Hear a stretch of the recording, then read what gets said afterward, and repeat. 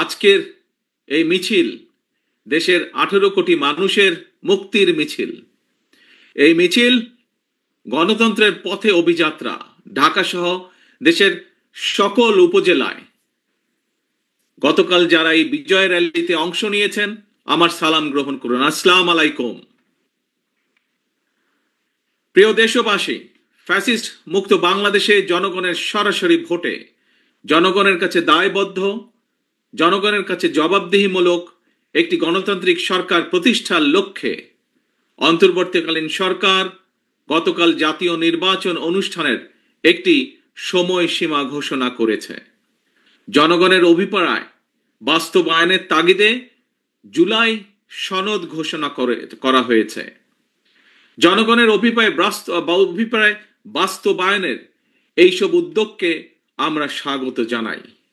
মানুষের গণতান্ত্রিক রাজনৈতিক অধিকার প্রতিষ্ঠার যাত্রাপথে বর্তমানে আমরা ইতিহাসের যে সন্ধিক্ষণ পার করছি, এই ঐতিহাসিক সময়টির জন্য দেশের গণতান্ত্রিকামী জনগণকে দীর্ঘ 1.5 দশকেরও বেশি সময় ধরে অপেক্ষা করতে হয়েছে। উপস্থিত ভাই বোনেরা, ফ্যাসিবাদ বিরোধী দীর্ঘ সময়ে এই আন্দোলনে আমরা আমাদের হাজারো সহকর্মী সহযোদ্ধাকে হারিয়েছি। আমাদের অনেক সন্তান স্বজনের বুকের তাজা রক্ত দেখতে হয়েছে। বঞ্চিত হয়েছেন বাবা মায়ের জানাজা থেকে অনেকে। সন্তানকে ধরে নিয়ে যাওয়া হয়েছে, স্ত্রীর সামনে থেকে স্বামীকে ধরে নিয়ে যাওয়া হয়েছে, সন্তানের সামনে থেকে পিতাকে ধরে নিয়ে যাওয়া হয়েছে।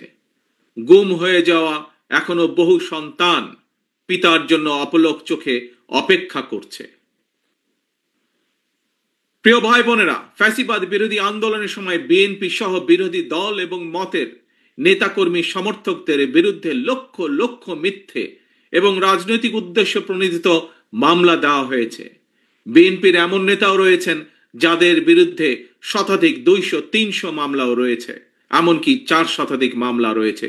গুম অপহরণের শিকার হয়েছেন বিএনপি সহ বিরোধী দলের শত শত রাজনৈতিক নেতা কর্মী।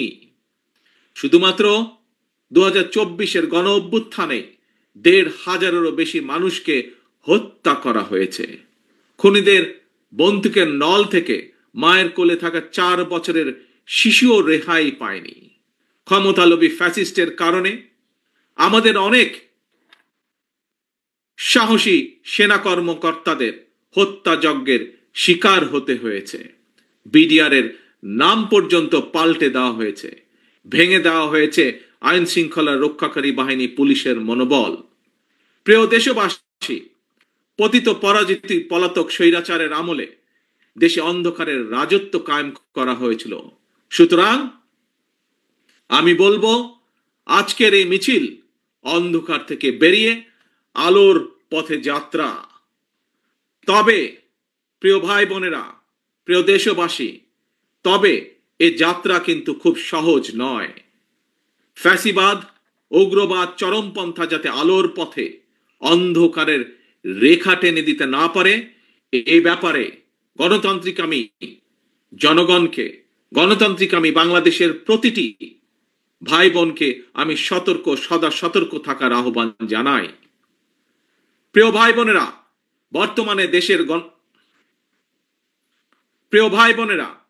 বর্তমানে দেশের গণতান্ত্রিকামী জনগণের সামনে নিজেদের অধিকার প্রতিষ্ঠার এক অপার সম্ভাবনা এবং সুযোগ তৈরি হয়েছে।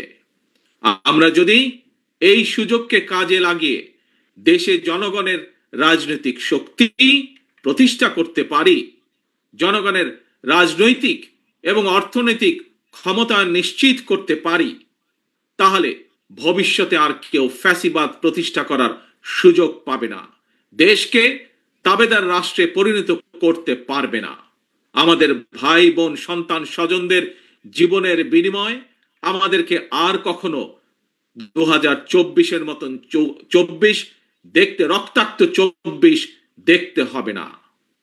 আমি ধর্ম বর্ণ নির্বিশেষে প্রতিটি নাগরিকের দৃষ্টি আকর্ষণ করে বলতে চাই, আপনার নিজের অধিকার প্রতিষ্ঠা করার জন্য, আপনার পরিবারের নিরাপত্তা নিশ্চিত করার জন্য বর্তমান এবং ভবিষ্যৎ প্রজন্মের সামনে একটি নিরাপদ বাংলাদেশ প্রতিষ্ঠার জন্য একজন নাগরিক হিসাবে আপনার সিদ্ধান্ত নেবার সময় এসেছে। প্রিয় ভাই বোনেরা, বিএনপির নেতৃত্বে গণতন্ত্রের পথে অভিযাত্রায় বিজয় মিছিলের শুরুতে আমি স্বাধীনতা প্রিয়, গণতন্ত্র প্রিয় দেশবাসীর উদ্দেশ্যে আহ্বান জানিয়ে বলতে চাই, যিনি যে রাজনৈতিক দলেরই সদস্য হন না কেন, আমাদের অবশ্যই মনে রাখা দরকার, ফ্যাসিবাদ শাসন আমলে আমরা কেউ নিরাপদ ছিলাম না, আমাদের সন্তানেরা নিরাপদ থাকতে পারেনি।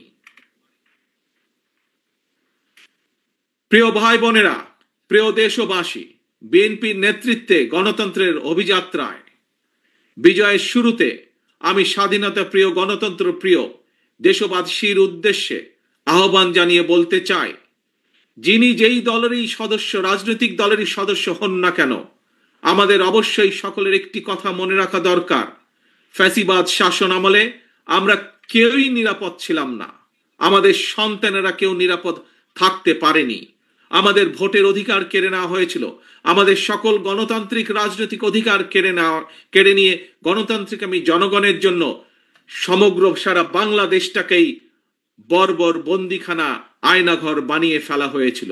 সুতরাং দেশে যদি গণতন্ত্র এবং আইনের শাসন না থাকে, তাহলে নারী কিংবা পুরুষ, সংখ্যালঘু কিংবা সংখ্যাগুরু, আমরা কেউই নিরাপদ নই। একমাত্র গণতন্ত্র এবং আইনের শাসনই জনগণের নিরাপত্তা নিশ্চিত করতে পারে। সেজন্যই আসুন দেশে গণতন্ত্র এবং আইনের শাসন নিশ্চিত করার জন্য, রাষ্ট্র এবং সরকারে জনগণের কর্তৃত্ব প্রতিষ্ঠা করার জন্য হাজারো শহীদের রক্তের বিনিময়ে অর্জিত আমাদের গণতান্ত্রিক রাজনৈতিক অধিকারগুলোর সুষ্ঠু প্রয়োগ এবং চর্চা করি।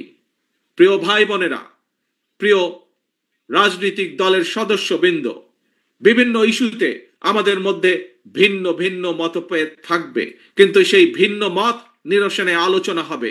তবে জাতীয় ইস্যুতে গণতন্ত্রের পক্ষের রাজনৈতিক দলগুলোর মধ্যে যাতে মুখ দেখাদেখি বন্ধ না হয়, সেই লক্ষ্যে জাতীয় স্বার্থে আমাদের সকলকে ঐক্যবদ্ধ থাকা প্রয়োজন এবং প্রয়োজন। কারণ আমি বিশ্বাস করি জাতীয় স্বার্থে আমাদের সকলকে ঐক্যবদ্ধ থাকা প্রয়োজন। কারণ আমি বিশ্বাস করি ধর্ম, দর্শন, মত যার যার, রাষ্ট্র আমাদের সবার। স্বাধীনতা প্রিয়, গণতান্ত্রিক আমি প্রিয় ভাই ও বোনেরা, জনগণের রায় রাষ্ট্র পরিচালনার দায়িত্ব পেলে বিএনপি কি ধরনের রাষ্ট্র, সরকার এবং রাজনীতি পরিচালনা করবে, দলের পক্ষ থেকে ইতিমধ্যেই 31 দফার মাধ্যমে একটি রূপরেখা জনগণের সামনে আমরা উপস্থাপন করেছি। একই সঙ্গে অন্তর্বর্তীকালীন সরকার সকল গণতান্ত্রিক রাজনৈতিক দলগুলোর সাথে পরামর্শ করে সংস্কার প্রস্তাব চূড়ান্ত করেছে। তবে দেশ এবং জনগণের কল্যাণে এই সকল কর্মসূচি বাস্তবায়নের জন্য বিএনপি দেশ এবং জনগণের কল্যাণে এই সকল কর্মসূচি বাস্তবায়নের জন্য বিএনপি জনগণের সমর্থন এবং সহযোগিতা চায়। সবশেষে ফ্যাসিস্ট মুক্ত বাংলাদেশে বিএনপির উদ্যোগে আজ রাজধানী সহ সারা দেশে বিজয় র্যালির কর্মসূচির সাফল্য কামনা করছি। আল্লাহ হাফেজ। বাংলাদেশ জিন্দাবাদ,